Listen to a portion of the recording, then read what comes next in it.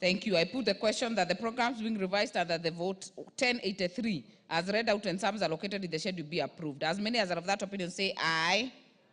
As many as are of a contrary opinion say nay. The ayes have it. I now put the question that further to the supplementary appropriation 2/2024, the sum allocated to meet the expenditure recurrent and development for the year ending 30th June 2025 in respect of vote 1083 be increased by a sum not exceeding 5,635,179,172 Kenya shillings. As many as are of that opinion say aye.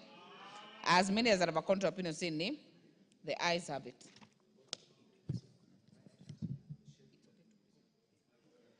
Vote 1091, State Department for Roads. I propose the question that further to the supplementary appropriation number 2/2024, the sum allocated to meet the expenditure recurrent and development for the year ending 30th June 2025 in respect of vote 1091 be increased by a sum not exceeding 10,188,933,225 Kenya shillings. Program being revised under vote 1091, road transport. Mover. There is a proposed amendment. Mover to move amendment on 1091. Yes, I have 1091. What is the new figure? Honorable Chairperson, I wish to ask for an amendment on vote 1091, and we ask that the schedule be amended by deleting the figure of 130,176,743,030, which appears on column 10 on gross capital estimates, and under the program 02200 on road transport, and substituted with a new figure, which is 136,407,243,030. And this is to cater for an increase of 62 billion for the Nairobi-Nakuru Mau Summit Road, which is already ready to start. This is just to have some safeguards for the PPP that regards to it. Thank you. Very well. I propose the question that the program under vote 1091 be amended as proposed.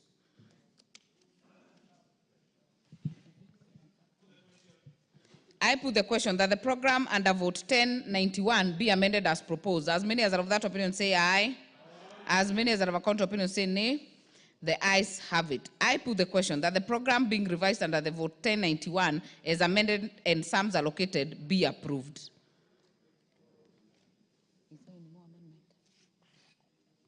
So I now therefore put the question that further to the supplementary appropriation number 2/2024, the sum allocated to meet the expenditure recurrent and development for the year ending 30th June 2025 in respect of vote 1091 be increased by a sum not exceeding 16,419,433,225 Kenya shillings. As many as are of that opinion say aye. As many as are of a contrary opinion say nay. The ayes have it. Vote 1092, State Department for Transport. I propose the question that further to the supplementary appropriation number 2/2024, the sum allocated to meet the expenditure recurrent and development for the year ending 30th June 2025 in respect of vote 1092 be increased by a sum not exceeding 1,316,951,077 Kenya shillings. Programs being revised under vote 1092, 1, General Administration Planning and Support Services, 2, Rail Transport, 3, Marine Transport, 4, Air Transport, and 5, Road Safety. I propose the question that the programs being revised under vote 1092 as read out and sums allocated in the schedule be approved. Kitayama.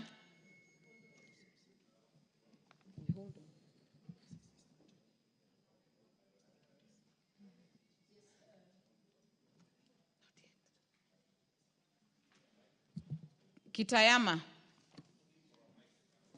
Yes, you have the mic now. Thank you, Chair. Chair, I wanted to comment on the one on roads.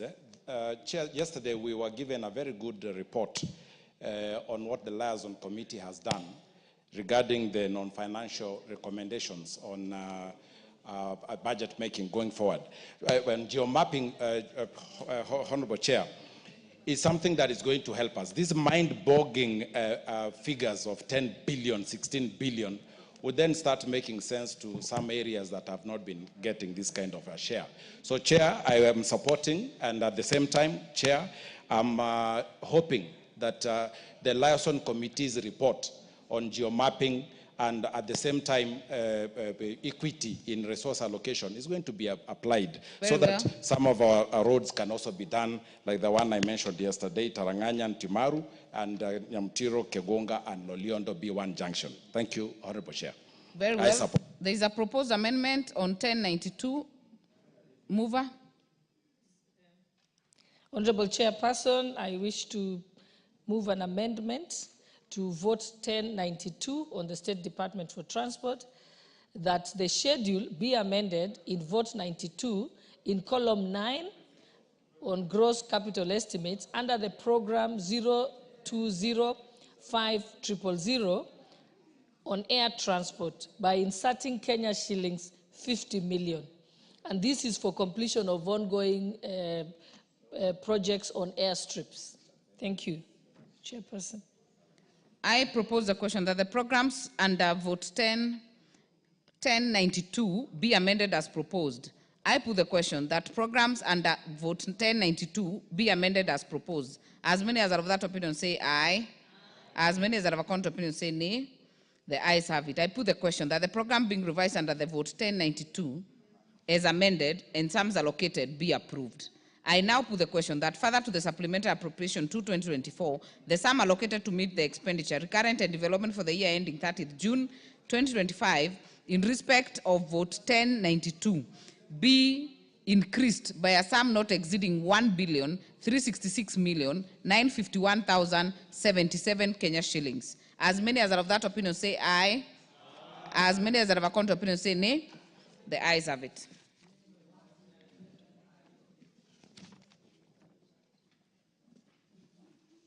Vote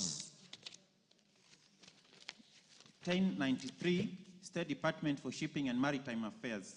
I propose the question that further to the supplementary appropriation 2/2024, the sum allocated to meet the expenditure, recurrent and development for the year ending 30th June 2025 in respect of vote 1093 be increased by a sum not exceeding 636,400,000 Kenya shillings. Program being revised under vote 1093, Shipping and Maritime Affairs. I propose the question that the program being revised under vote 1093 as read out and sums allocated in the schedule be approved. I put the question that the program being revised under vote 1093 as read out and sums allocated in the schedule be approved. As many as are of that opinion say aye. As many as are of a contrary opinion say nay. The ayes have it. I now put the question that further to the supplementary appropriation 2/2024, the sum allocated to meet the expenditure, recurrent and development for the year ending 30th June 2025 in respect of vote 1093 be increased by a sum not exceeding 636,400,000 Kenya shillings. As many as are of that opinion say aye. As many as are of a contrary opinion say nay. The ayes have it.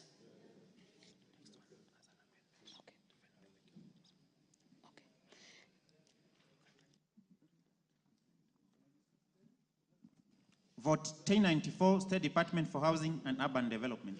I propose that further to the supplementary appropriation 2/2024, the sum allocated to meet the expenditure, recurrent and development for the year ending 30th June 2025 in respect of vote 1094 be reduced by a sum not exceeding 11,925,246,076 Kenya shillings. Programs being revised under vote 1094, 1. Housing Development and Human Settlement, 2. Urban and Metropolitan Development, 3. General Administration Planning and Support Services. I propose the question that the programs being revised under vote 1094 as read out and sums allocated in the schedule be approved. There is a proposed amendment on this. Mover. Thank you, Chairperson. I propose for an amendment to vote number 1094 that the schedule be amended in this vote 1094 by deleting the figure 377,917,891 in column 9, which is gross current estimates, under the program 010600, that's General Administration and Planning and Support Services, and substituted with a new figure, which is 459,917,891. And this is an increase of 82 million to cater for quota awards.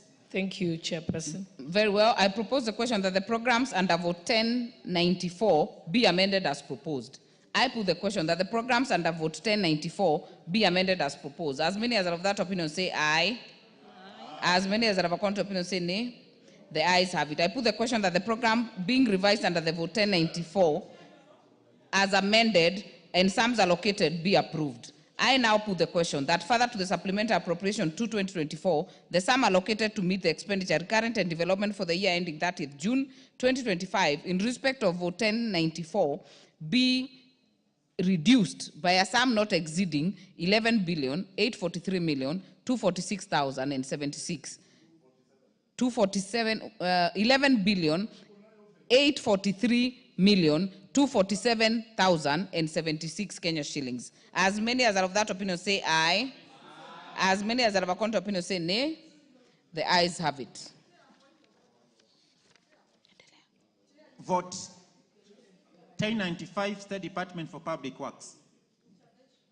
Honorable Wanjiku, I see you, I'll give you. Honorable members, I propose that further to the supplementary appropriation 2/2024, the sum allocated to meet the expenditure recurrent and development for the year ending 30th June 2025 in respect of vote 1095 be increased by a sum not exceeding 470,100,000 Kenya shillings. Programs being revised under vote 1095: 1. Government buildings; 2. Coastline infrastructure and pedestrian access; 3. General administration planning and support services; 4. Regulation and development of the construction industry. I propose the question that the programs being revised under vote 1095 as read out and sums allocated in the schedule be approved.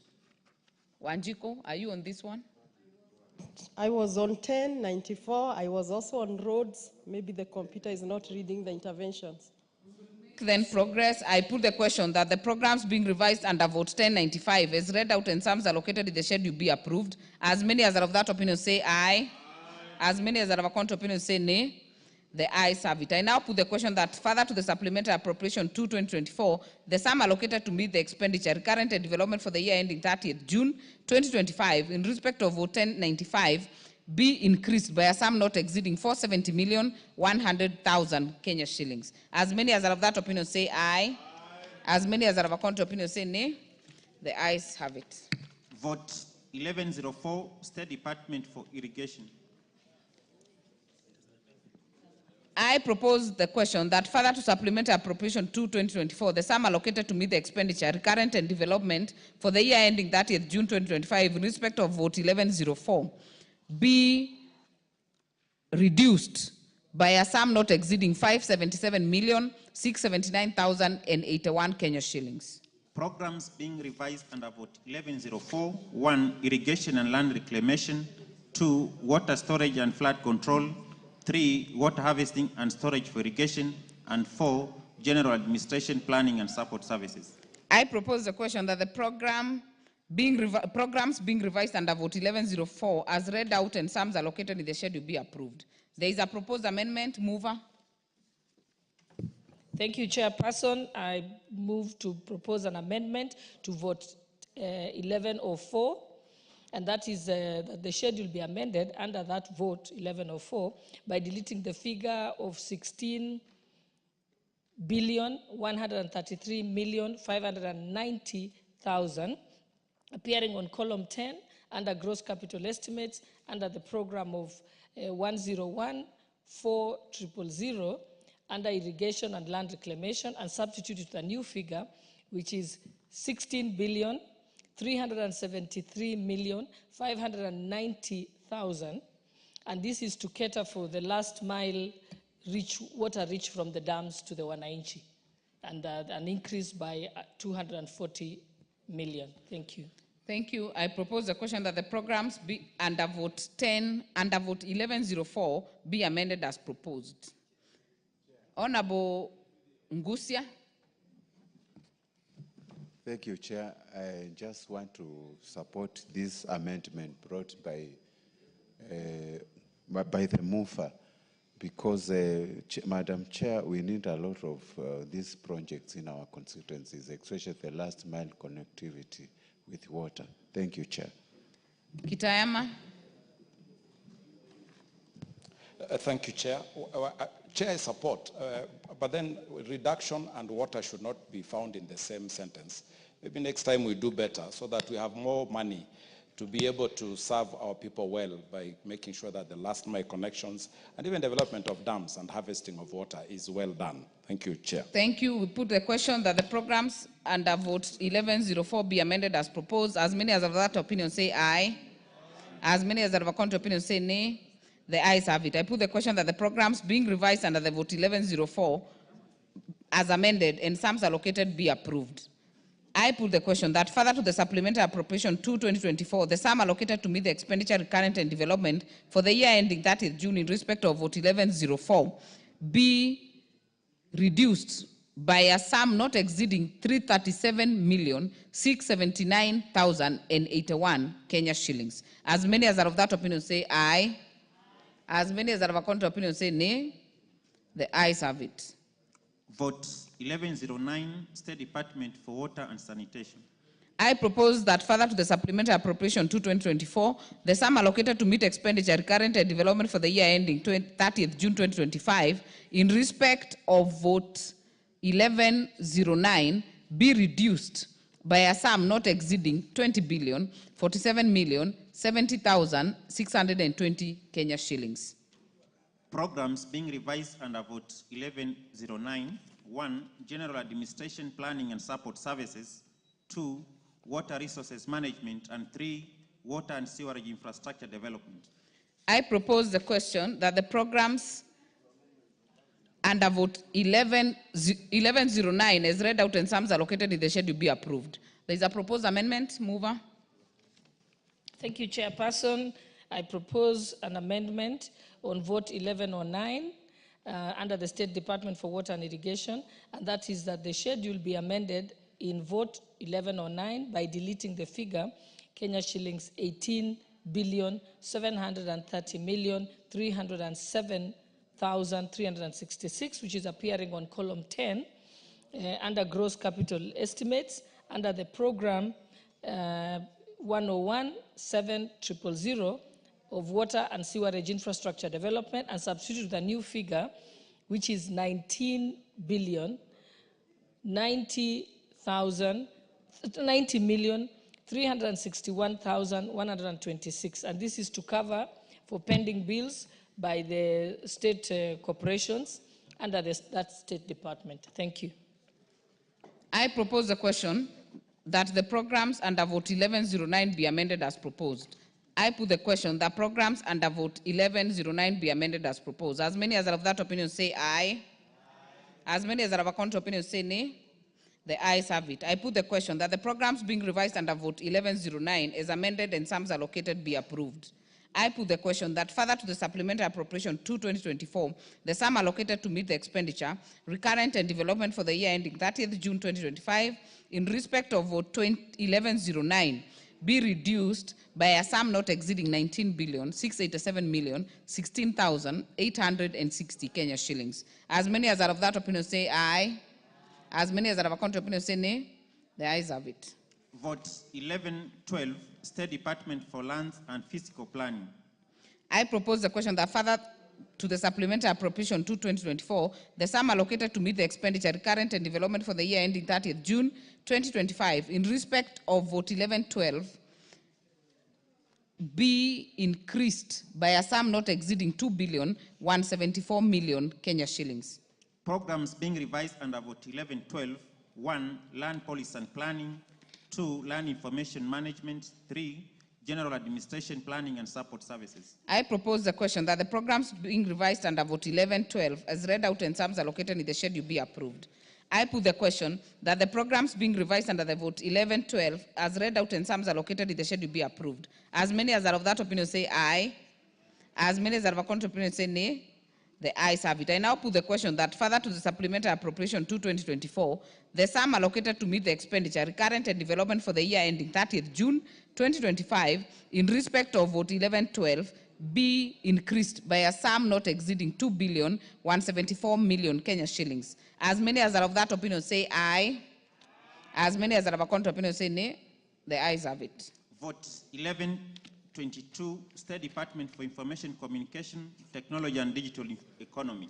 I propose that further to the supplementary appropriation 2/2024, the sum allocated to meet the expenditure and development for the year ending 30th, the expenditure recurrent and development for the year ending 30th June 2025 in respect of vote 1122 be reduced by a sum not exceeding 7,940,100,000 Kenya shillings.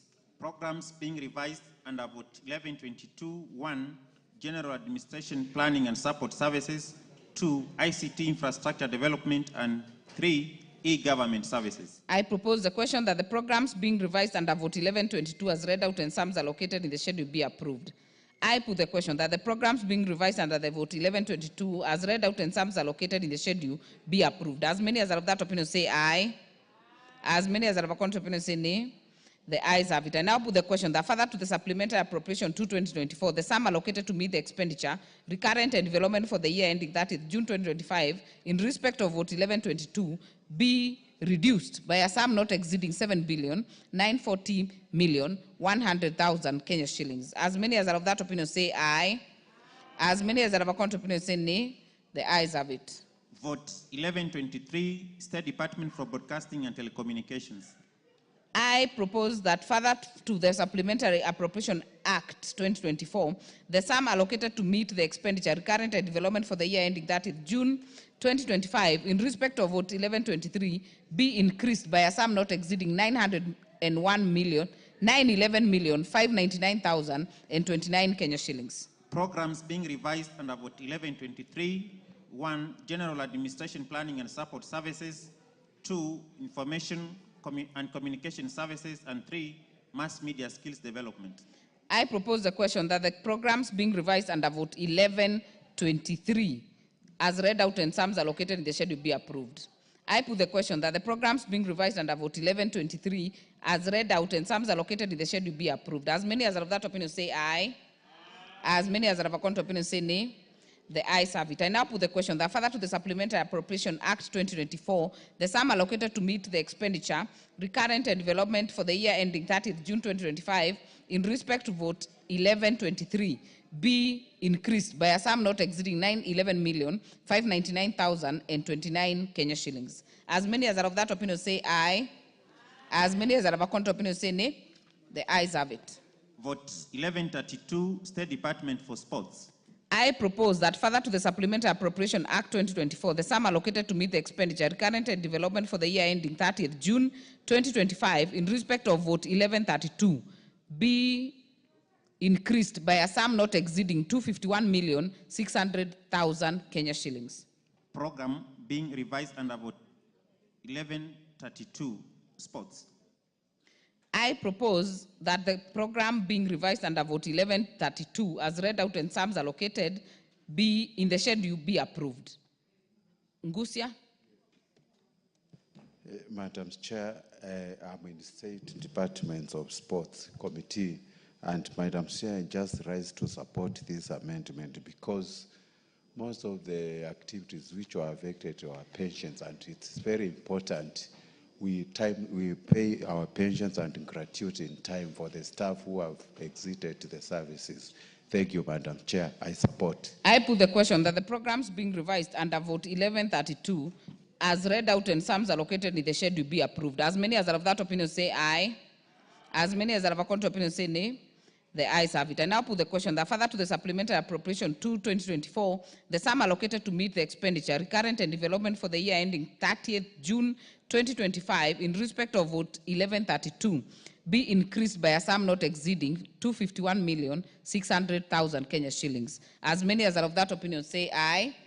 As many as are of a contrary opinion say nay. The ayes have it. Before the next one, allow me to welcome students from Christ the King's Nakuru, Nakuru East Constituency, Nakuru County, seated in the public gallery. Join me in welcoming them to observe the proceedings of the House. Vote 1134, State Department for Culture and Heritage. I propose that further to the Supplementary Appropriation 2/2024, the sum allocated to meet the expenditure recurrent and development for the year ending 30th June 2025 in respect of vote 1134 be increased by a sum not exceeding 478,053,260 Kenya shillings. Programs being revised under vote 1134, 1, Culture and Heritage, 2, the Arts, 3, Library Services, and 4, General Administration Planning and Support Services. I propose the question that the programs being revised under vote 1134 as read out and sums allocated in the schedule be approved. I put the question that the programs being revised under the vote 1134 as read out and sums allocated in the schedule be approved. As many as are of that opinion say aye. As many as are of a contrary opinion say nay. The ayes have it. I put the question that further to the Supplementary Appropriation Act 2024, the sum allocated to meet the expenditure recurrent and development for the year ending 30th June 2025 in respect of vote 1134 be increased by a sum not exceeding 478,053,260 Kenya shillings. As many as are of that opinion say aye. As many as are of a contrary opinion say nay. The ayes have it. Vote 1135, State Department for Youth Affairs and the Creative Economy. I propose that further to the Supplementary Appropriation 2/2024, the sum allocated to meet the expenditure recurrent and development for the year ending 30th June 2025 in respect of vote 1135 be increased by a sum not exceeding 124,548,224 Kenya shillings. Programs being revised under vote 1135, Film Development Services, Youth Empowerment Services, and 3, Youth Development Services. I propose the question that the programs being revised under vote 1135 as read out and sums allocated in the schedule be approved. I'm told there's an amendment. Mover. Thank you, Chairperson. I wish to move an amendment on vote 1135 on in the State Department for Youth Affairs and Creative Economy. And the amendment is that the schedule be amended under vote 1135 by deleting the figure Kenya shillings 386,922,250 appearing on column 9 on gross current estimates under the program 071100 under Youth Empowerment Services, and substituting therefore the figure with a figure of Kenya shillings 387,122,250. And this is it's an increase of 200 million to cater for interventions under youth unemployment. Thank you. I propose a question that the program Youth Empowerment Services under vote 1135 be amended as proposed. I put the question that the program Youth Empowerment Services under vote 1135 be amended as proposed. As many as are of that opinion say aye. As many as are of a contrary opinion say nay. The ayes have it. I put the question that the program being revised under the vote 1135 as amended and sums allocated be approved. I now put the question that further to the Supplementary Appropriation Act 2024, the sum allocated to meet the expenditure recurrent and development for the year ending 30th June 2025 in respect of vote 1135 be increased by a sum not exceeding 124,748,224 Kenya shillings. As many as are of that opinion say aye. As many as are of a contrary opinion say nay. The ayes have it. Vote 1152, State Department for Energy. I propose the question that further to Supplementary Appropriation 2/2024, the sum allocated to meet the expenditure recurrent and development for the year ending 30th June 2025 in respect of vote 1152 be reduced by a sum not exceeding 6,896,727,491 Kenya shillings. Programs being revised under vote 1152, 1, General Administration Planning and Support Services, 2, Power Generation, 3, Power Transmission and Distribution, and 4, Alternative Energy Technologies. I propose the question that the programs being revised under vote 1152 as read out and sums allocated in the schedule be approved. There is a proposed amendment. Mover. Thank you, Chairperson. I propose an amendment to vote 1152 under the State Department of Energy that the schedule to the bill be amended in vote 1152 by deleting the figure of 25,892,921,654 appearing in column 10 under gross capital estimates under the program 021300 on power transmission and distribution, and substituting it with a figure of 26,042,921,654, and this is an increase of 150 million for last mile connectivity and purchase of transformers. Thank you. I propose the question that the programs... Members, order. You know how this program goes. The question must be proposed. So hold your horses. I propose the question that the program under vote 1152 be amended as proposed. I'll start with you, Tandaza. Thank you, Chair. I rise to support the reduction and also note the increase of 350 million for electrification of public facilities and the other increase of 100 million for the installation of transformers in constituencies. This is an item which is long overdue, and I hope once we pass this budget, they'll go with speed to provide those transformers and providing electricity to schools, which up to now do not have power. Thank you. Member for Chuka Igamba Ng'ombe.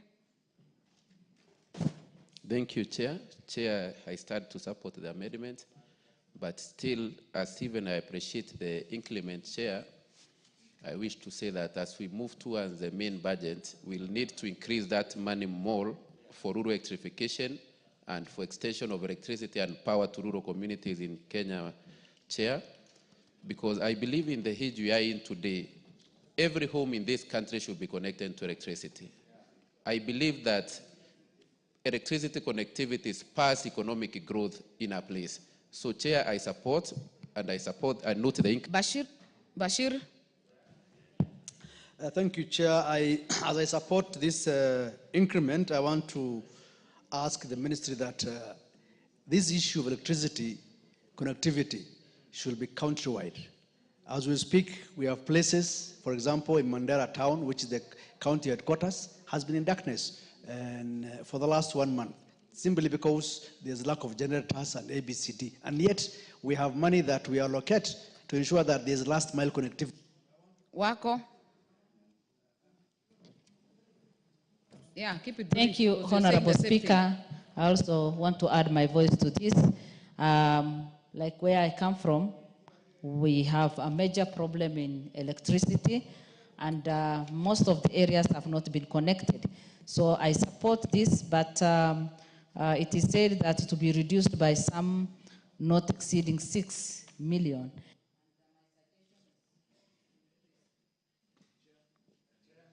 Mushangi. Thank you, Honorable Chair.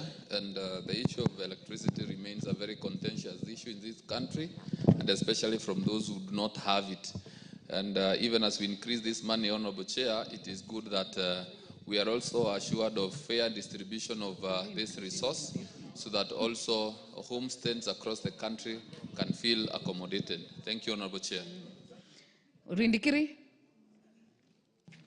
Thank you, Madam Chair.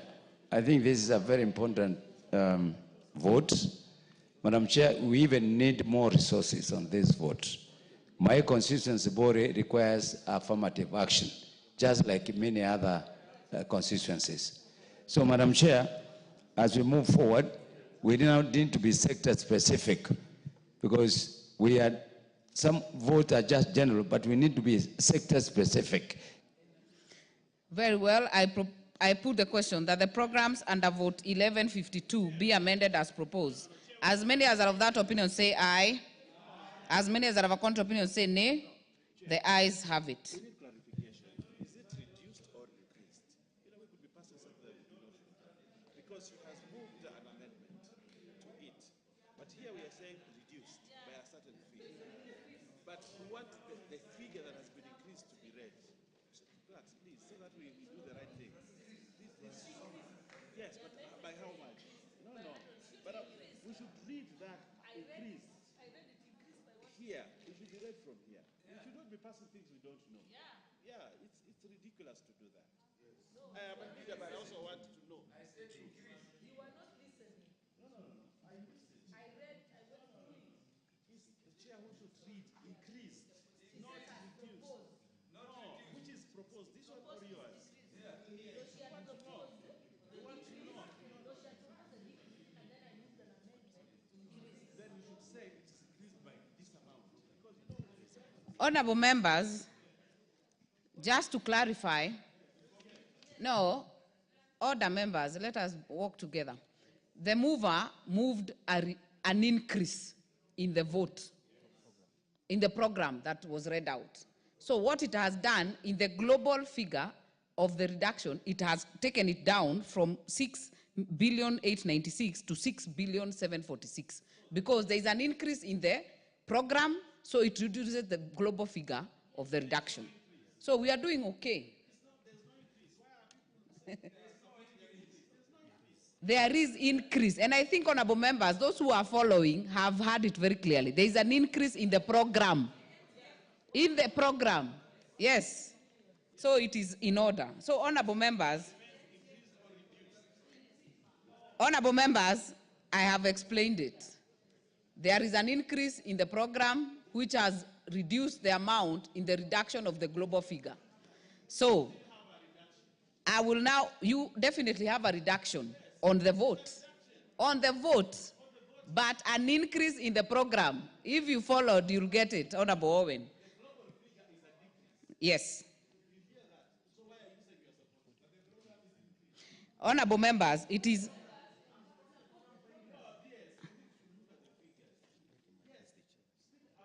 Honorable Owen, you're becoming disorderly. You are addressing the mover. I am only hearing your voice. I don't even know who you are addressing.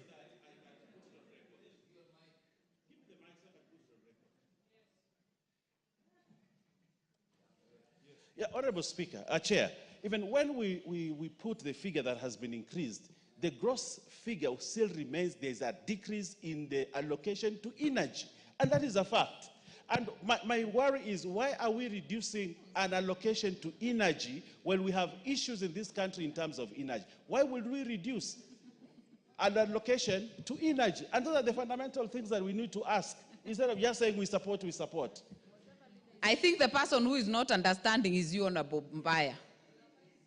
It has increased in the program and reduced in the global reduction because 896 million as a minus is a bigger figure than 746 million. Mover.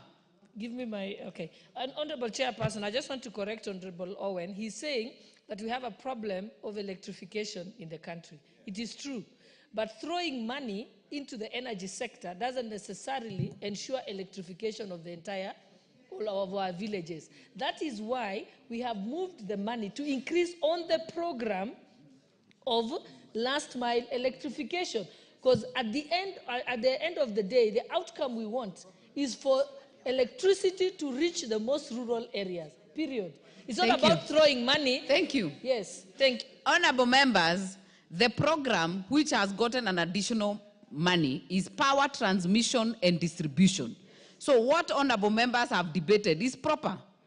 And it has gotten a boost of 150 million. So it has reduced the balance in the global figure. So honorable members, allow us to make progress.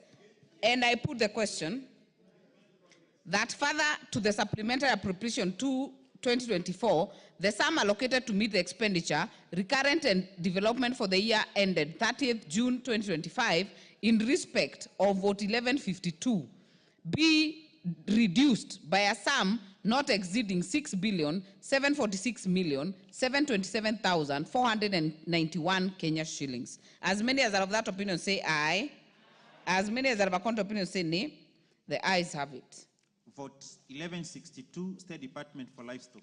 I propose that further to the Supplementary Appropriation Act 2024, the sum allocated to meet expenditure recurrent and development for the year ending 30th June 2025 in respect of Vote 1162 be reduced by a sum not exceeding 1,837,950,250 Kenya shillings. Program being revised under Vote 1162, Livestock Resources Management and Development. I propose the question that the programs being revised under Vote 1162, as read out and sums allocated in the schedule, be approved. Honorable Makali, are you on this one? No. Honorable Rindikiri, are you on this one? No. Honorable Bashir, are you on this one? Kindly let us put the interventions as we speak, as we move the votes. Bashir?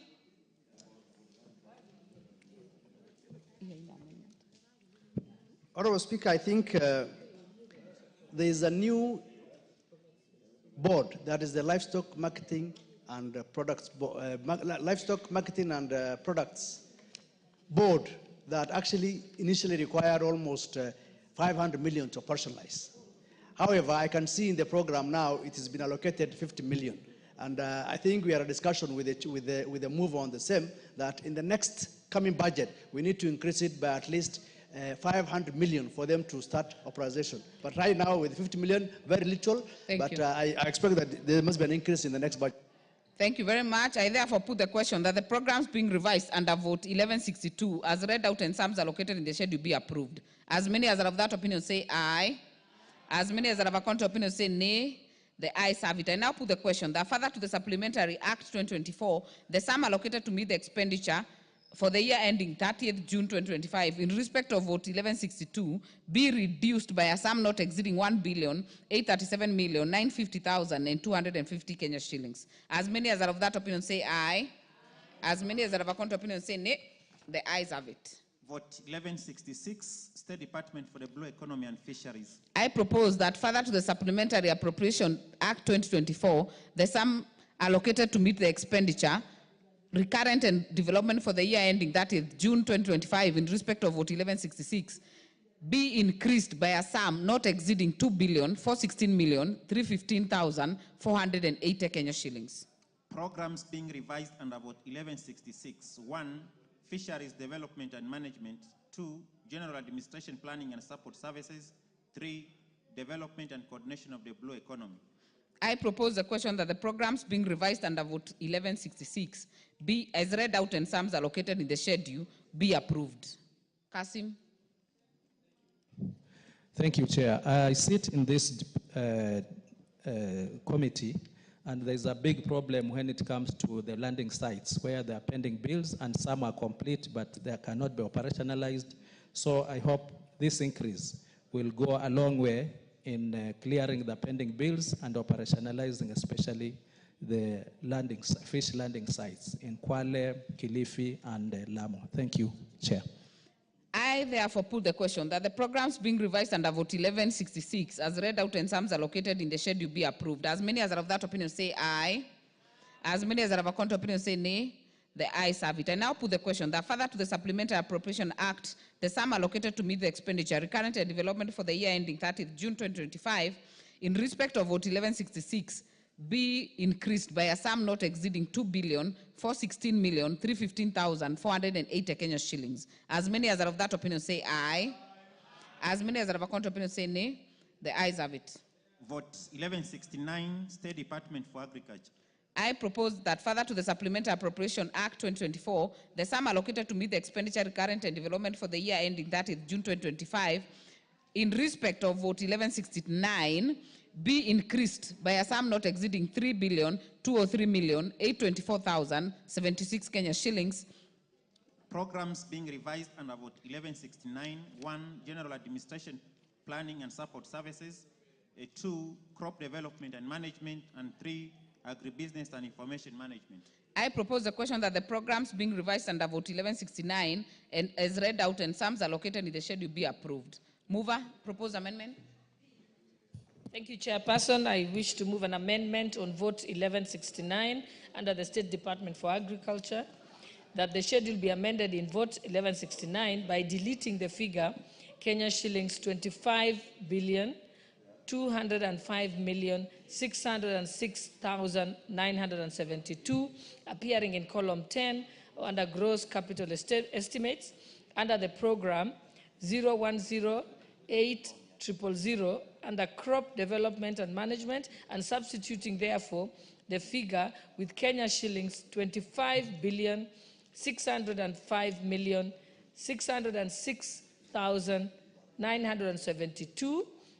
And this is to cater for an increase of 400 million under sugar reforms and it's because the sugar companies, even though they are going to be privatized, they need to still be viable at the time of sale, and therefore this to ensure maintenance and upgrade them so that they are viable for sale. Thank you, Chairperson. Very well. I therefore propose the question that the program under vote 1169 be amended as proposed. Makali, John. Thank you, Chair. I support this particular amendment. Use your cards on intervention. Chair, thank you so much. Agriculture is a very, very vital sector in our economy, Madam Chair. And going forward, we need to put more money towards in this particular department. I support the amendment because sugarcane farmers, and specifically in Zoya Sugar Belt, have really suffered together with the employees. I support this amendment and urge that moving forward, we need to put more resources. Asante, member for Sotik.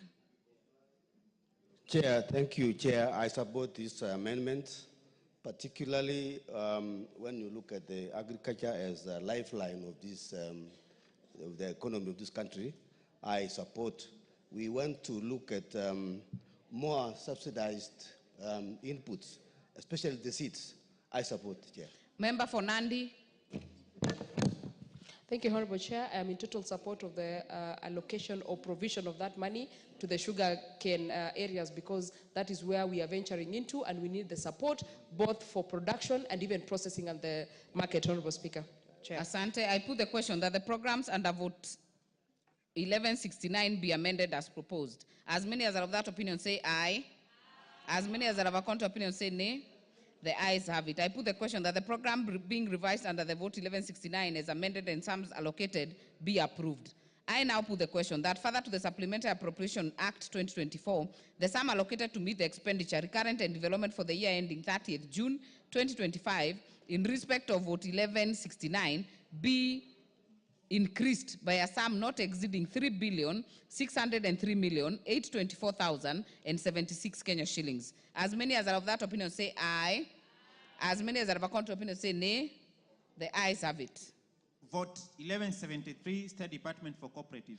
I propose that further to the Supplementary Appropriation Act 2024, the sum allocated to meet the expenditure for the year ending 30th June 2025 in respect of vote 1173 be reduced by a sum not exceeding 865,300,000. Programs being revised under vote 1173, Cooperative Development and Management. I propose the question that the programs being revised under vote 1173 as read out and sums allocated in the schedule be approved. I'm told there is a proposed amendment. Mover. Thank you, Chairperson. I move to an amendment to vote 1173 under the Department of Cooperatives, and that is that the schedule be amended in vote 1173 by deleting the figure Kenya shillings 4,830,408,765 appearing in column 9 under gross current estimates under the program 0304000 of Cooperative Development and Management, and substituting therefore the figure with the amount of Kenya shillings 4,830,908,765, and this is an increase by Kenya shillings 500 million, which will go to the new Kenya Planters Cooperative Union. Very well. Thank you, Chairperson. I propose the question that the program under vote 1173 be amended as proposed. As many as are of that, no, before I put that question, Rindikiri, are you on this? Madam Chair, I like to support this amendment. It's a very important amendment because we are now dealing with the coffee sector, which has been on the deathbed, and by putting more money to to put back into operation Kenya Planters Cooperative Union is going to benefit our farmers, particularly in the areas that we come from, in Meru, and specifically. Thank you very much. I put the question that the program under vote 1173, and I put the question that the program under vote 1173 be amended as proposed. As many as are of that opinion say aye. As many as are of a contrary opinion say nay. The ayes have it. I put the question that the program being revised under the vote 1173 as amended and sums allocated be approved. I now put the question that further to Supplementary Appropriation Act 2024, the sum allocated to meet the expenditure for the year ending 30th June in respect of vote 1173 be reduced by a sum not exceeding 864,800,000 Kenya shillings. As many as are of that opinion say aye. As many as are of a contrary opinion say nay. The ayes have it. Vote 1174, State Department for Trade. I propose that further to the Supplementary Appropriation Act, the sum allocated to meet the expenditure for the year ending 30th June 2025 in respect of vote 1174 be increased by a sum not exceeding 2,433,580,000 Kenya shillings. Programs being revised under vote 1174, Domestic Trade and Enterprise Development. 2, fair trade practices and compliance of standards. 3, international trade and promotion. And 4, general administration, planning and support services. I propose the question that the program being revised under vote 1174 as read out and sums allocated in the schedule be approved. Mover, there is a proposed amendment. Yes, I propose an amendment to vote 1174 under the State Department for Trade, and that is that the schedule be amended under vote 1174 by deleting the figure Kenya shillings 3,480,037,327 appearing in column 9 under gross current estimates under the program 0309000 on domestic trade and enterprise development, and substituting therefore the figure of Kenya shillings 3,479,837,327, and this is a reduction by 200 million, and that is just to rationalize the budget within the MDA. Thank you. I propose the question that the program being under vote 1174 be amended as proposed. Farah?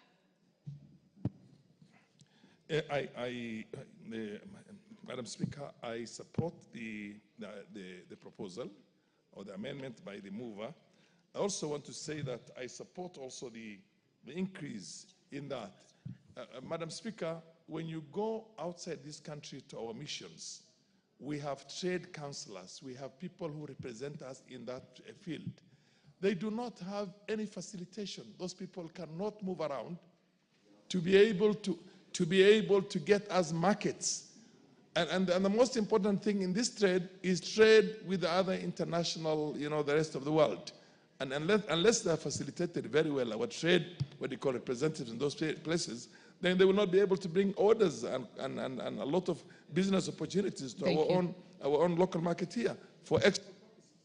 Thank you very much. I therefore put the question that the program under vote 1174 be amended as proposed. As many as are of that opinion say aye.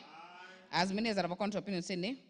The ayes have it. I put the question that the program being revised under the vote 1174 as amended and sums allocated be approved. I now put the question that further to the Supplementary Appropriation Act 2024, the sum allocated to meet the expenditure for the year ending 30th June 2025 in respect of vote 1174 be increased by a sum not exceeding 2,433,380,000 Kenya shillings. As many as are of that opinion say aye. As many as are of a contrary opinion say nay. The ayes have it. Vote 1175, State Department for Industry. I propose that further to the Supplementary Appropriation 2024, the sum allocated to meet the expenditure recurrent and development for the year ending 30th June 2025 in respect of vote 1175 be increased by a sum not exceeding 745,393,100 Kenya shillings.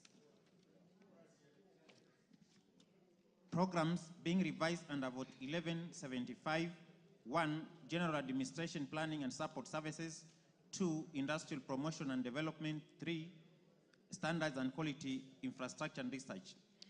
I propose the question that the programs being revised under vote 1175 as read out and sums allocated in the schedule be approved. There is a proposed amendment. Mover. Okay.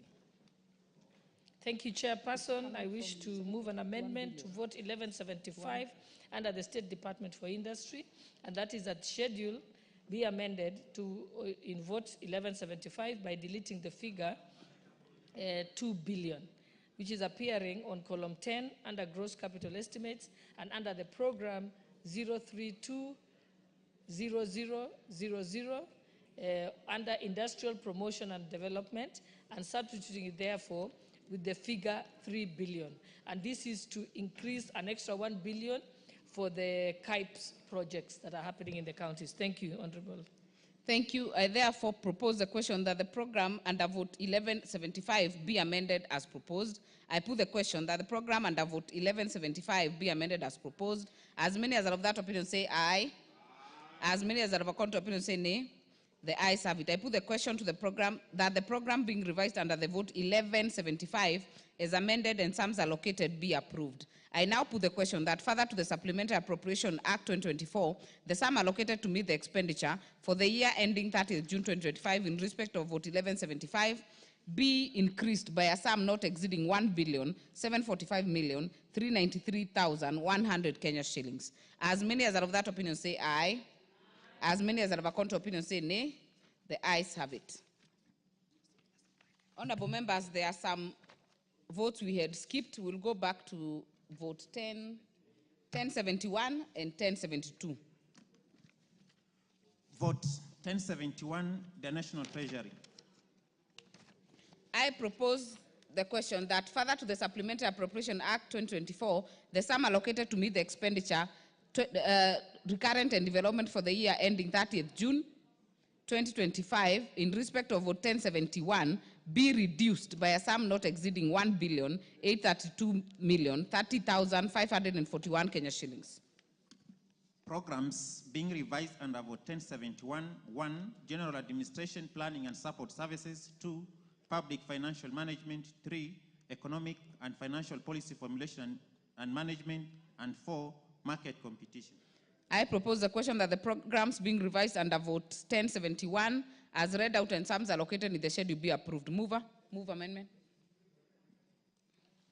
Thank you, Chairperson. I wish to move an amendment on vote 1071 under the National Treasury, and that is the schedule be amended in vote 1071 by deleting the figure 12,527,740,146 in column 9 under gross current estimates under the program 0717000 and under general administration, planning and support services, and substituting that figure with the amount of Kenya shillings 12,185,740,146, and this is to be able to pay pending bills under the State Department of Water and Sanitation, which amounts to Kenya shillings 342 million. Thank you. Thank you. I propose the question that the programs being under vote 1071 be amended as proposed. Member for Nandi, are you on this? Yes, Honorable Chair, I want to support that amendment because we really need to deal with the white elephant in the house called pending bills urgently. Twiga. Thank you, Speaker. Speaker, I wish to support this amendment because, as we know, Speaker, what has really been killing our business people is pending bills in this country, so these are good amendments. Speaker, I support. Very well. I therefore put the question that the program under the vote 1071 be amended as proposed. As many as are of that opinion say aye. As many as are of a contrary opinion say nay. The ayes have it. I put the question that the program being revised under the vote 1071 as amended and sums allocated be approved. I put the question that further to Supplementary Appropriation Act 2024, the sum allocated to meet the expenditure for the year ending 30th June 2025 in respect of vote 1071 be reduced by a sum not exceeding 2,174,030,541 Kenya shillings. As many as are of that opinion say aye. As many as are of a contrary opinion say nay. The ayes have it. Vote 1072, State Department for Economic Planning. I propose that further to the Supplementary Appropriation Act 2024, the sum allocated to meet the expenditure for the year ending 30th June 2025 in respect of Vote 1072 be increased by a sum not exceeding 2,592,612,648 Kenya shillings. Programs being revised under Vote 1072, 1, public service transformation, 2, monitoring and evaluation services, 3, economic policy and national planning, 4, national statistical information services, and 5, general administration planning and support services. I propose the question that the programs being revised under Vote 1072 as read out and sums allocated in the schedule be approved. Move amendment. Thank you, Chairperson. I wish to move an amendment on Vote 1072 under the State Department of Economic Planning, and that is the schedule be amended under Vote 72 by deleting Kenya shillings 25,208,684 in column 9 under gross current estimates under the program 0709000 under general administration, planning and support services, and substituting therefore the figure with a new figure of Kenya shilling 73,208,684. Thank you, Chairperson. Thank you very much. I propose the question that the programs under Vote 1072 be amended as proposed. I put the question that the programs under Vote 1072 be amended as proposed by the mover. As many as are of that opinion say aye. As many as are of a contrary opinion say nay. The ayes have it. I put the question that the programs being revised under Vote 1072 as amended and sums allocated be approved. I put the question that further to the Supplementary Appropriation Act 2024, the sum allocated to meet the expenditure for the year ending 30th June 2025 in respect of Vote 1072 be increased by a sum not exceeding 2,640,612,648 Kenya shillings. As many as are of that opinion say aye. As many as are of a contrary opinion say nay. The ayes have it.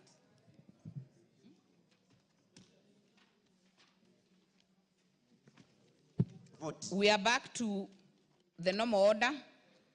Vote 1176. Vote 1176, State Department for Micro, Small and Medium Enterprises Development. I propose that further to the Supplementary Appropriation Act 2024, the sum allocated to meet the expenditure for the year ending 30th June 2025 in respect of Vote 1176 be increased by a sum not exceeding 402,500,000 Kenya shillings.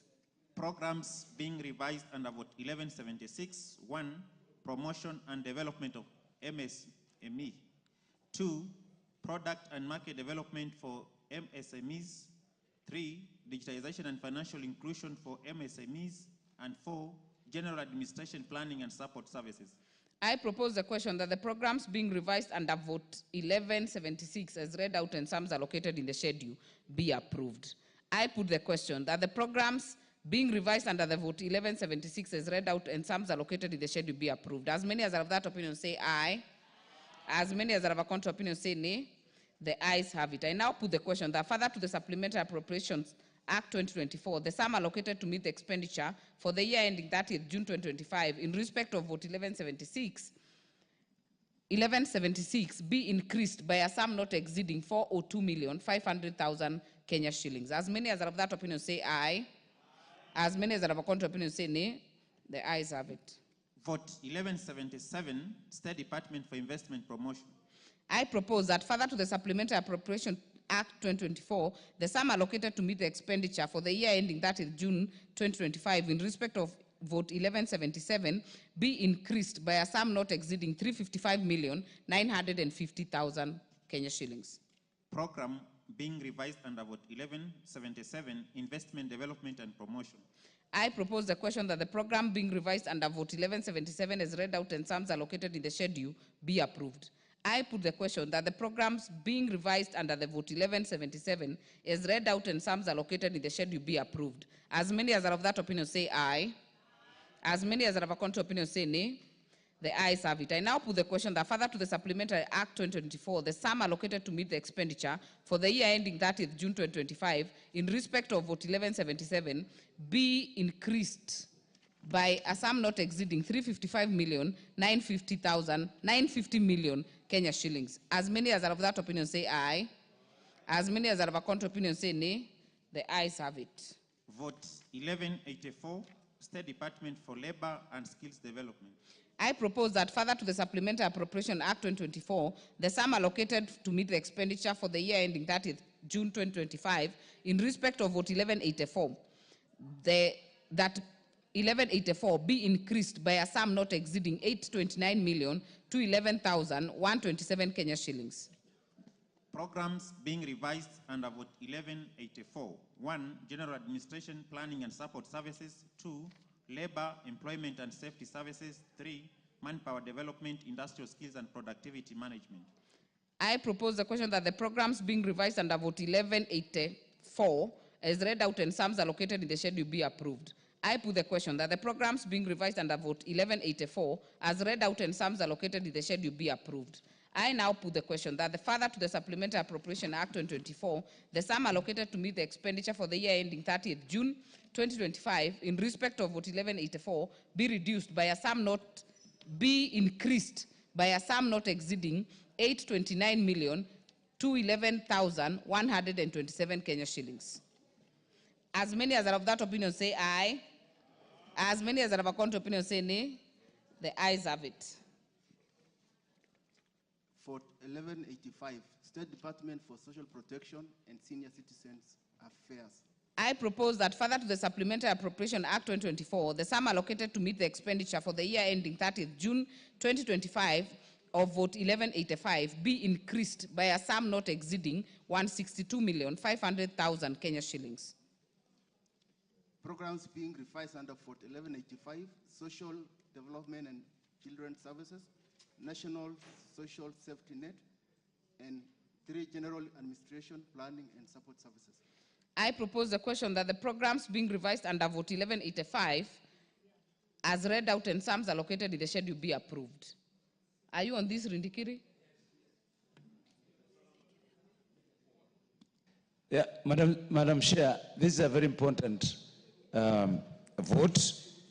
Yesterday, I had the privilege of visiting one of the prisons, the company of the CS, and what we saw is there's a lot of need to increase infrastructure and other services within our collectional areas. And the population is increasing, Madam Chair.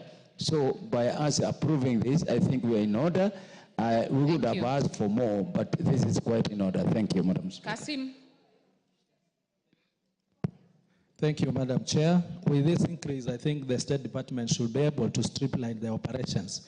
We have situations where very elderly people visit the offices for registration, and most of the time, the officers in charge are not there. So I support this increment, but let them also streamline their services to the elderly people. Thank you. I put the question that the programs being revised under vote 1185 as read out and sums allocated in the schedule be approved. As many as are of that opinion say aye. As many as are of a contrary opinion say nay. The ayes have it. I now put the question that further to the Supplementary Appropriation Act 2024, the sum allocated to meet the expenditure for the year ending 30th June 2025 in respect of vote 1185 be increased by a sum not exceeding 162,500,000 Kenya shillings. As many as are of that opinion say aye. As many as are of that opinion say aye. As many as are of a contrary opinion say nay. The ayes have it. For 1192, State Department for Mining. I propose that further to the Supplementary Appropriation Act 2024, the sum allocated to meet the expenditure for the year ending 30th June 2025 in respect of vote 1192 be increased by a sum not exceeding 594,200,000 Kenya shillings. Programs being revised under vote 1192, 1. General Administration, Planning and Support Services, 2. Mineral Resource Management, 3. Geological Survey and Geoinformation Management. I propose the question that the programs being revised under vote 1192 as read out and sums allocated in the schedule be approved. Honorable Mizigi. Thank you, Chair. I want to support this vote. It's very important. There are so many minerals in the country that we are yet to harness, and therefore by increasing these monies, it will go a long way making sure that we harness the minerals that are in the country, including Taita Taveta, where we have so many minerals. We have gemstone and even iron ore and many other minerals. Thank you, Chair. I therefore put the question that the programs being revised under vote 1192 as read out and sums allocated in the schedule be approved. As many as are of that opinion say aye. Aye. As many as are of a contrary opinion say nay. The ayes have it. I now put the question that further to the Supplementary Appropriation Act 2024, the sum allocated to meet the expenditure for the year ending 30th June 2025 in respect to vote 1192 be increased by a sum not exceeding 594,200,000 Kenya shillings. As many as are of that opinion say aye. As many as are of a contrary opinion say nay. The ayes have it. Vote 1193, State Department for Petroleum. I propose that further to the Supplementary Appropriation Act 2024, the sum allocated to meet the expenditure for the year ending 30th June 2025 in respect of vote 1193 be increased by a sum not exceeding 19,349,090 Kenya shillings. Program being revised under vote 1193, Exploration and Distribution of Oil and Gas. I propose the question that the programs being revised under vote 1193 as read out and the sums allocated in the schedule be approved. I put the question that the programs being revised under the vote 1193 as read out and sums allocated in the schedule be approved. As many as are of that opinion say aye. As many as are of a contrary opinion say nay. The ayes have it. I now put the question that further to the Supplementary Appropriation Act 2024, the sum allocated to meet the expenditure for the year ending 30th June 2025 in respect of vote 1193 be increased by a sum not exceeding 19,349,090 Kenya shillings. As many as are of that opinion say aye. As many as are of a contrary opinion say nay. The ayes have it. Vote 1202, State Department for Tourism. I propose the question that further to the Supplementary Appropriation Act 2024, the sum allocated to meet expenditure for the year ending 30th June 2025 in respect of vote 1202 be increased by a sum not exceeding 4,155,787,999 Kenya shillings. Programs being revised under vote 1202, Tourism, Promotion and Marketing. 2, Tourism, Product Development and Diversifications. 3, General Administration, Planning and Support Services. I propose the question that the programs being revised under vote 1202 as read out and sums allocated in the schedule be approved. Ntuiga, is it on this one? Chair, bearing in mind that tourism is a major currency, foreign currency of this country, I support this major increment, but still recommend to the ministry that we stop sticking to the traditional tourism in this country, that we start exploring more areas of tourism in this country, because I believe we have more virgin areas of tourism in this country that have not been exploited. I put the question that the programs being revised under vote 1202 as read out and sums allocated in the schedule be approved. As many as are of that opinion say aye. As many as are of a contrary opinion say nay.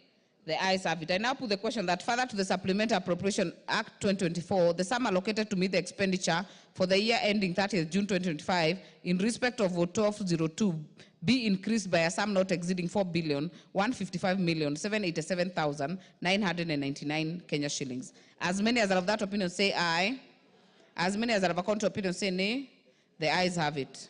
Vote 1203, State Department for Wildlife. I propose that further to the Supplementary Appropriation Act 2024, the sum allocated to meet the expenditure for the year ending 30th June 2025 in respect of vote 1203 be increased by a sum not exceeding 646,300,000 Kenya shillings. Program being revised under vote 1203, Wildlife Conservation and Management. I propose the question that the programs being revised under vote 1203 as read out and sums allocated in the schedule be approved. I put the question that the programs being revised under vote 1203 under the vote 1203 as read out and sums allocated in the schedule be approved. As many as are of that opinion say aye. As many as are of a contrary opinion say nay. The ayes have it. I now put the question that further to the Supplementary Appropriation Act 2024, the sum allocated to meet the expenditure for the year ending 30th June 2025 in respect of vote 1203 be increased by a sum not exceeding 646,300,000 Kenya shillings. As many as are of that opinion say aye. As many as are of a contrary opinion say nay. The ayes have it. Vote 1212, State Department for Gender and Affirmative Action. I propose that further to the Supplementary Appropriation Act 2024, the sum allocated to meet the expenditure for the year ending 30th June 2025 in respect of vote 1212 be reduced by a sum not exceeding 575,150,596,000. Be reduced by a sum not exceeding 575,150,596 shillings. Programs being revised under 1212. 1. Community development. That's an amendment. I propose, it has an amendment? I propose the question that the programs being revised under vote 1212 as read out and sums allocated in the schedule be approved. There is a proposed amendment. Mover. I move an amendment to vote 1212 under the State Department for Gender and Affirmative Action, and that is that the schedule be amended in vote 1212 by doing this. A, deleting the figure 983,400,000 only, appearing in column 9 under the gross current estimates and under the program 09110000 under community development, and substituting the figure with Kenya shillings 975,400,000 only. And B, by deleting the figure 218,282,392, appearing in column 9 under gross current estimates under the program 0913 000 under General Administration, Planning and Support Services, and substituting it therefore with a figure of 226,282,392. And this is a reallocation within the program. I think initially it had been we had put it under General Administration, but now we've put it in community development. Thank you, Chairperson. Thank you. I propose the question that the program under vote 1212 be amended as proposed. Njeri Maina. Chair, thank you for this opportunity. I think it is very unfortunate that when we are adding the budget to all other state departments, we want to reduce the allocation for county woman member to the National Assembly. Chair, we already have a very meager amount to work with. Kenya shillings 9 million compared to constituency MPs who get over 150 million, yet we're supposed to cater for the same people. It is biased, it is unfortunate, and as county MPs, we cannot support this because we need to ensure that we cater to the girls in the counties, the women in the counties, the young people in the counties, the PLWDs that we represent. That is not something that this House should allow to continue. Thank you. Mayaka. Thank you, Honorable Chair. Chair, I also agree with the sentiments of the women representative for Kirinyaga, because this is one of those accidents that Honorable Donya was talking about yesterday. It cannot be that when we come to gender-related issues, that's when we are reducing the budget. Some of the things that the women representatives do are extremely important to the girl child and for affirmative action in this country. And so, Honorable Chair, this is one of those things that we really need to reconsider. Thank you. Mizigi. Chair, thank you. I also want to echo the sentiments of my colleagues and by saying, Chair, it is unfortunate. This is an affirmative fund. Why are we marginalizing the affirmative further by reducing? We are here, and all these votes that we are here are increasing. It's unfortunate that when we get to the affirmative fund, it's being decreased. And therefore, Chair, we are not in support of this one. Use your cards for intervention, Rindikiri. I joined our women lab in the argument. But Madam Chair, this reduction is not in good faith. The problem that we are having is every time we talk of gender, we are talking about girl, child, or women. I think by definition, the gender factor is not only confined to ladies, it's also confined to boys. We're having a very serious challenge with the boy child. And when you reduce this amount, it means we are condemning our boy child also. And we need money to go and rescue the boy child. So we should not approve this as it is. More money need to be put here on this vote. Boy for boy child. Thank you, Madam. Honorable Tandaza. Thank you, Chair. I would also want to echo that we certainly would want to increase that amount.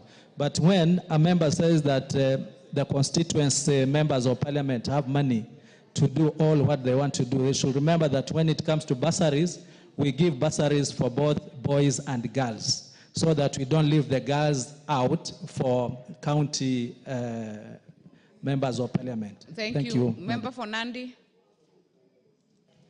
Thank you, Honorable Chair. Of course, the Deputy Speaker who has moved the amendment has tried her level best to explain, but Honorable Chair, my attention is drawn to the global figure. The global figure is reduced, Honorable Chair, and that means it is actually affecting every other vote head that is on this department, Honorable Chair. And therefore, Honorable Chair, we are not supporting this because we want the global figure to remain as is or as was, as opposed to the reduction. The reduction, Honorable Chair, you don't know where the reduction will go and slash you at the end of the day. So I oppose. We want the global figure to remain as was or increased, at least. Member for Igambangombe. Thank you. Chair, I stand here to support our women reps and our women leaders in this House, Chair. Because, Chair, the kind of work that women reps do in this country and women leaders, you can even feel its impact in the society. Chair, like my colleague has said, you know, I don't know where the assumption came that women left just work to serve the girl child and women. But you have a very big problem with the boy child who has been neglected, and that category of children has been kept under the docket of the women dev. So, Chair, I think this is not a good deduction, and we need to give this docket back their money. Honorable Sholei, I'll give you the chance to close this.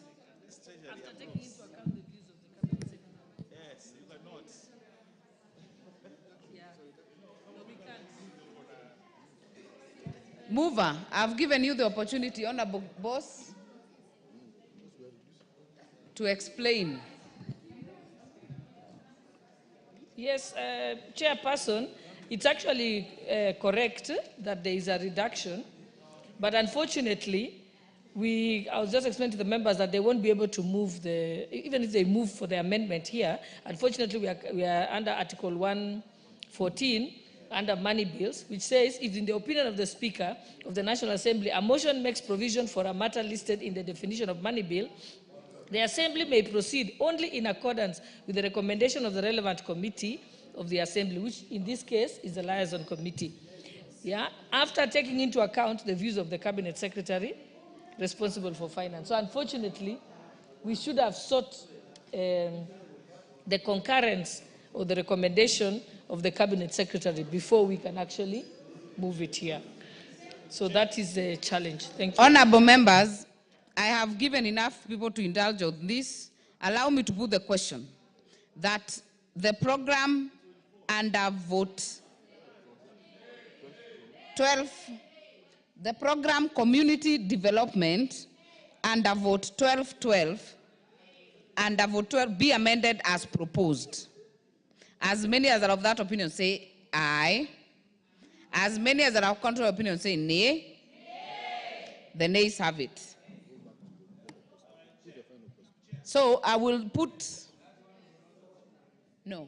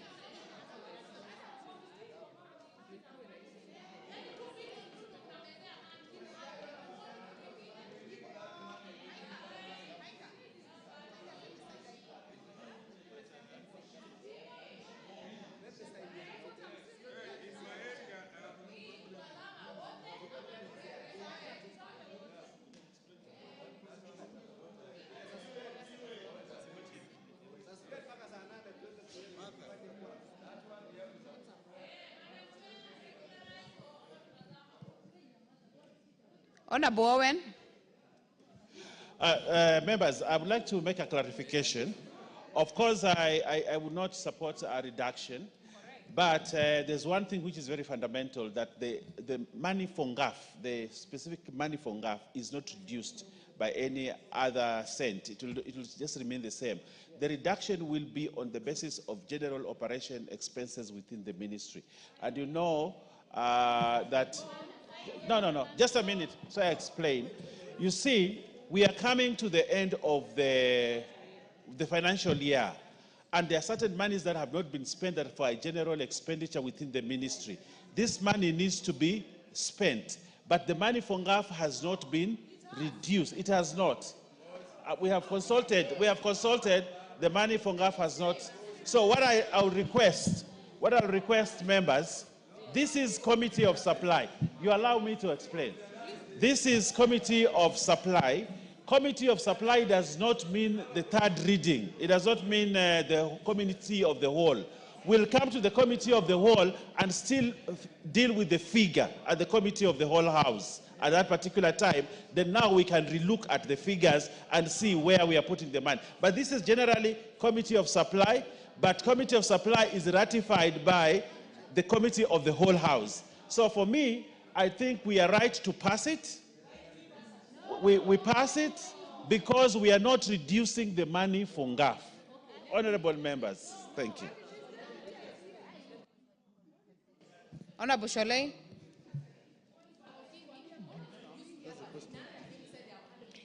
Honorable members, I'm waiting to get the attention of Honorable Muge. Honorable Muge, let me just bring your attention to this issue. This, what we are looking at, is a supplementary budget. Honorable DK, I need the attention of the ladies, so please don't interrupt them. So what I'm explaining is that this is a supplementary budget. It's not the main budget. And in supplementary, what we are doing is we have less than 3 months to the end of the financial year. So what happens in supplementary is you're saying which monies are you not going to be able to spend before the end of the financial year. So it can be reappropriated elsewhere.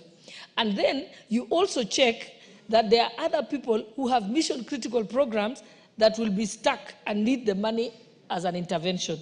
So supplementary budget is just a band-aid. It's not the main budget. So anything that has been reduced is monies that are not required between now and June. I think what we should pay keen attention is whether there will be an increase in the actual main budget. So let's not worry about the supplementary budget.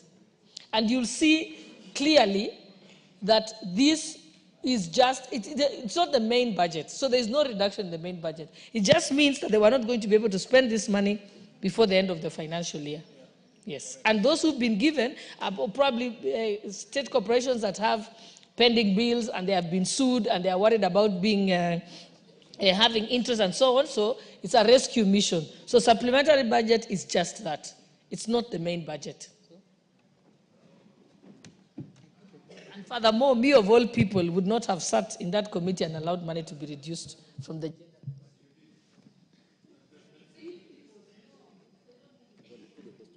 Programs being revised under 12.12.2, gender empowerment, 3, general administration, planning and support services.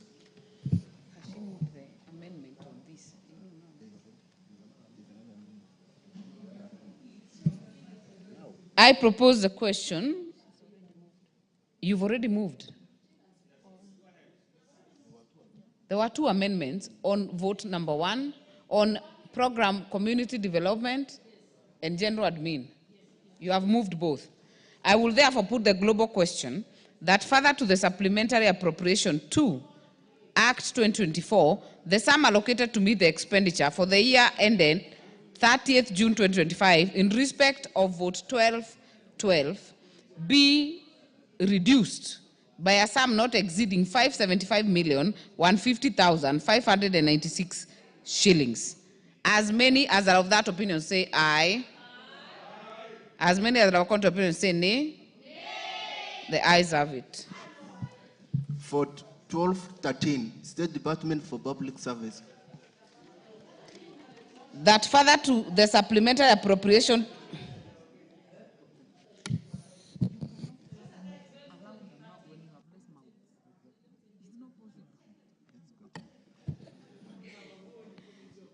I propose that further to the supplementary appropriation number 2, 2024, the sum allocated to meet the expenditure for recurrent and development for the year ended 30th June 2025 in respect of vote of 13 be increased by a sum not exceeding 839,426,510 Kenya shillings.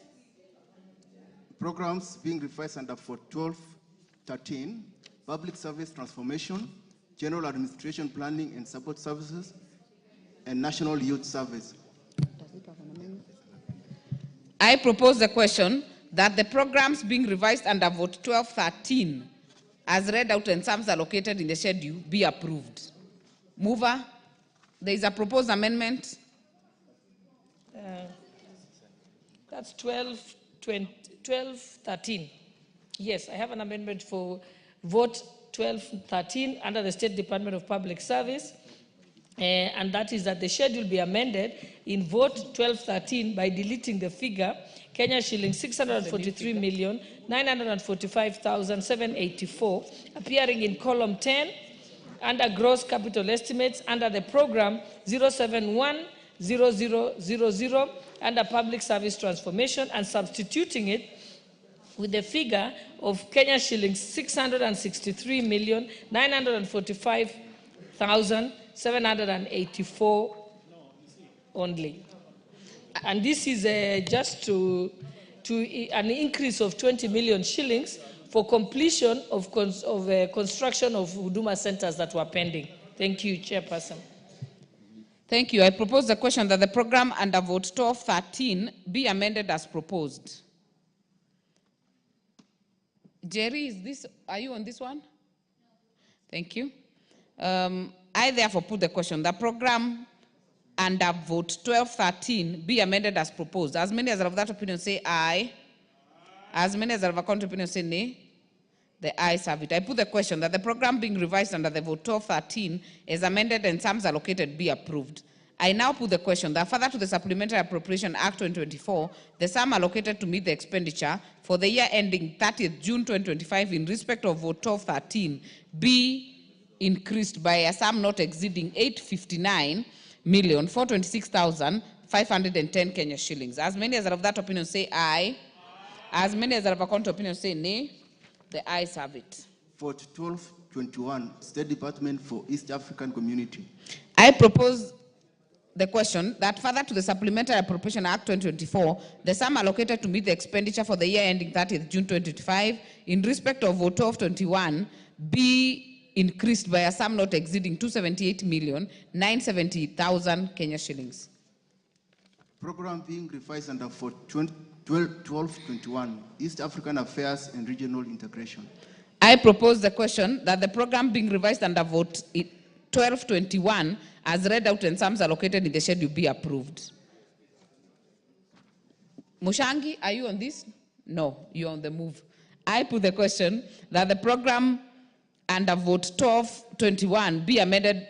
No, I put the question that the program under vote 1221 as read out and sums allocated in the schedule be approved. As many as are of that opinion say aye. As many as are of a contrary opinion say nay. The ayes have it. I now put the question that further to the Supplementary Appropriation Act 2024, the sum allocated to meet the expenditure for the year ending 30th June 2025 in respect of vote 1221 be increased by a sum not exceeding 278,970,000 Kenya shillings. As many as are of that opinion say aye. As many as are of a contrary opinion say nay. The ayes have it. Vote 1252, the State Law Office. I propose the question that further to the Supplementary Appropriation 2, 2024, the sum allocated to meet the expenditure for the year ending 30th June 2025 in respect of vote 1252 be increased by a sum not exceeding 165,952,960 Kenya shillings. Programs being revised under vote 1252, Legal Services, Governance, Legal Training and Constitutional Affairs, and General Administration Planning and Support Services. I propose the question that the programs being revised under vote 1252 as read out and sums allocated in the schedule be approved. Mover. Thank you, Chairperson. I wish to move an amendment on vote 1252 under the State Law Office, and that is the schedule be amended in vote 1252 by deleting the figure 815,959,137 appearing in column 9 under gross current estimates under the program 060900 under General Administration and Planning and Support Services, and substituting it therefore with the figure of 890,959,137, and that's an increase of 75 million to cover pending operations and maintenance at the State Law Office. And these are shortages from that came from the previous budget. Thank you. I propose the question that the program under vote 1252 be amended as proposed. I put the question that the program under vote 1252 be amended as proposed. As many as are of that opinion say aye. As many as are of a contrary opinion say nay. The ayes have it. I put the question that the program being revised under the vote 1252 and sums as amended and sums allocated be approved. I put the question that further to the supplementary appropriation 2/2024, the sum allocated to meet the expenditure for the year ending 30th June 2025 in respect of vote 1252 be increased by a sum not exceeding 240,952,960 Kenya shillings. As many as are of that opinion say aye. As many as are of a contrary opinion say nay. The ayes have it. Vote 1271, Ethics and Anti-Corruption Commission. I propose the question that further to the Supplementary Appropriation Act 2024, the sum allocated to meet the expenditure for the year ending 30th June 2025 in respect of vote 1271 be increased by a sum not exceeding 60,500,000 Kenya shillings. Program being revised under vote 1271, Ethics and Anti-Corruption. I propose the question that the program being revised under vote 1271 as read out and sums allocated in the schedule be approved. I put the question that the program being revised under the vote 1271 as read out and sums allocated in the schedule be approved. As many as are of that opinion say aye. As many as are of a contrary opinion say nay. The ayes have it. I put the question that further to the Supplementary Appropriation Act 2024, the sum allocated to meet the expenditure for the year ending 30th June 2025 in respect of vote 1271 be increased by a sum not exceeding 60,500,000 Kenya shillings. As many as are of that opinion say aye. As many as are of a contrary opinion say nay. The ayes have it.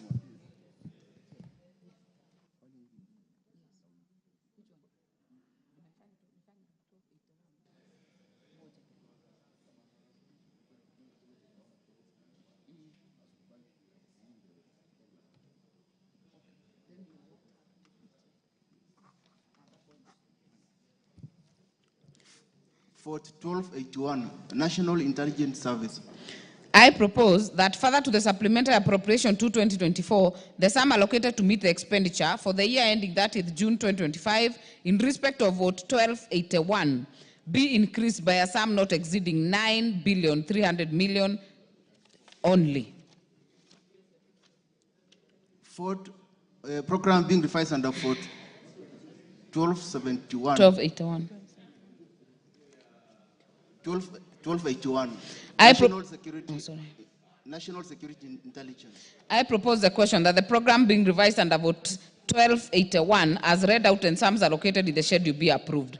I put the question that the program being revised under vote 1281 as read out and sums allocated in the schedule be approved.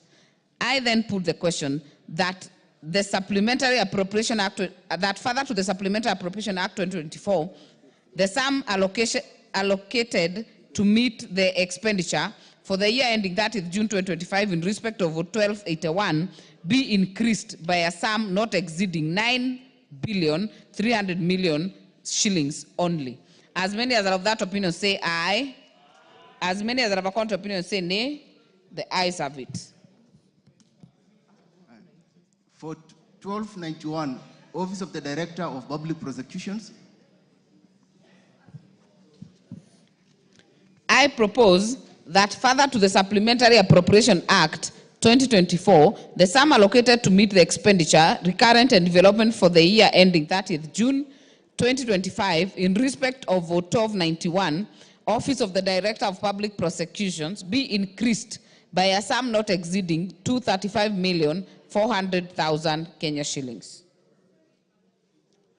Program being revised under Vote 1291, Public Prosecution Services.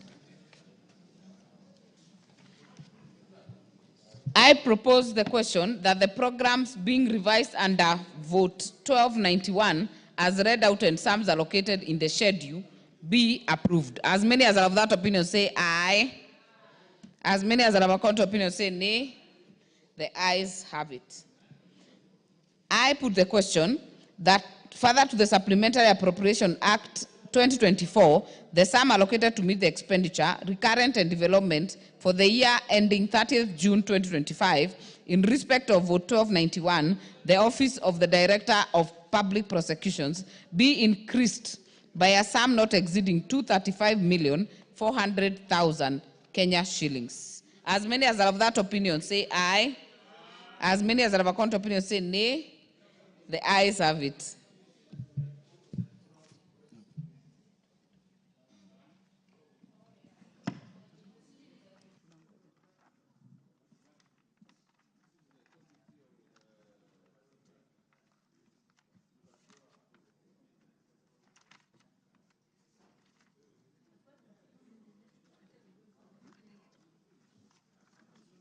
It out. Vote 1311, Office of the Registrar of Political Parties.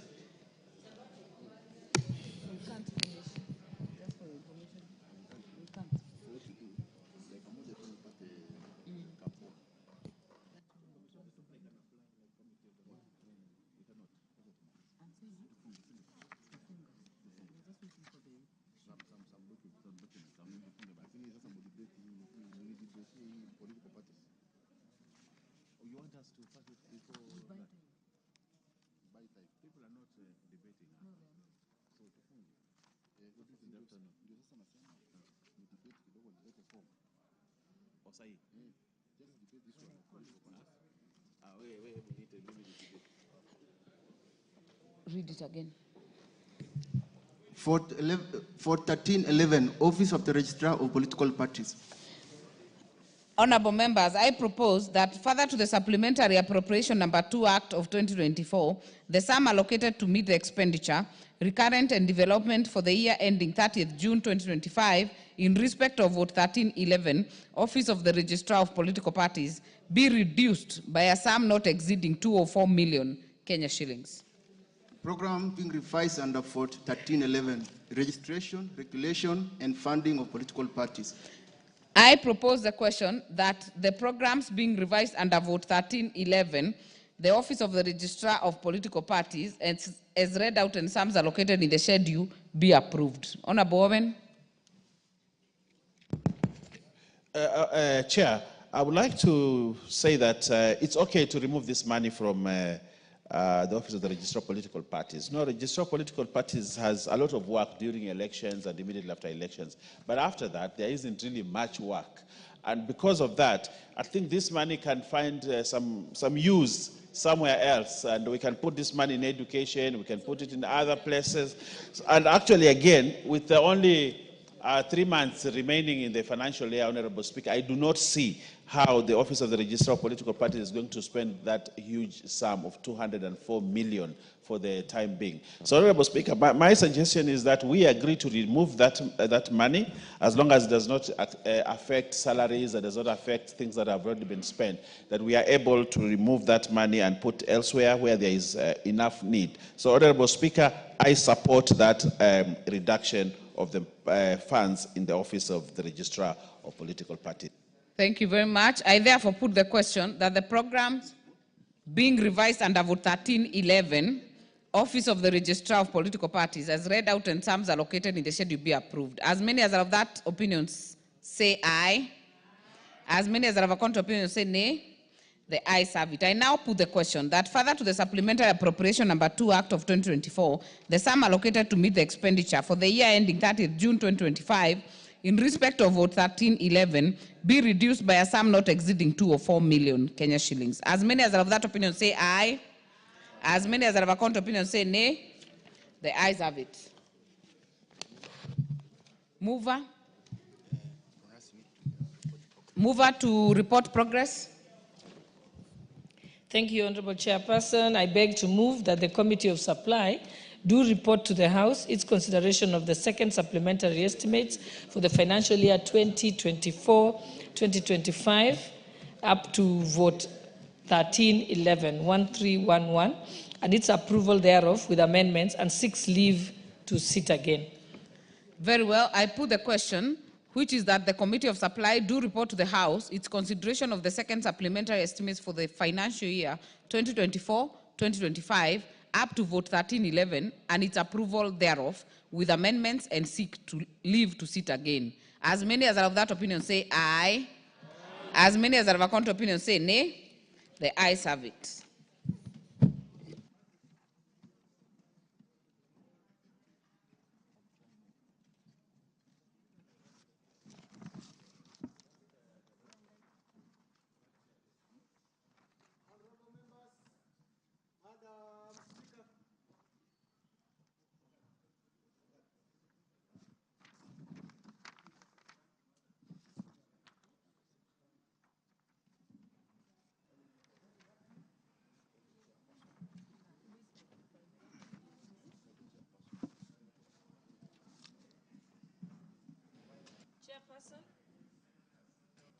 Chairperson, may report. Honorable Speaker, I beg to report to the House that the Committee of Supply has considered second supplementary estimates for the financial year 2024-2025 up to vote 1311 and approved the same with amendments, and now seeks leave to sit again.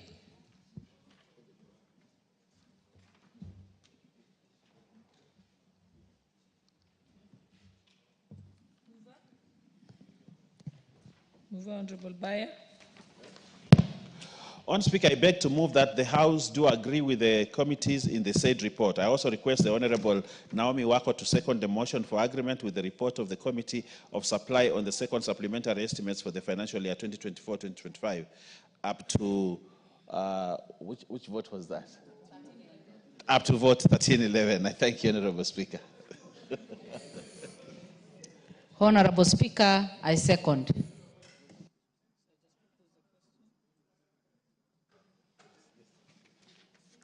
Honorable members, I now propose the question, which is that the House do agree with the Committee of Supply in the said report.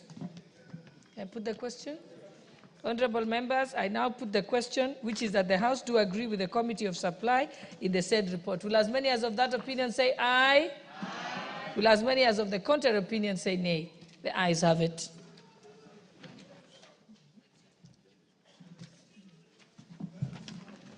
Honorable members, and the time being 1:09 p.m., this House stands adjourned until Thursday, the 13th March, 2025 at 2:30 p.m.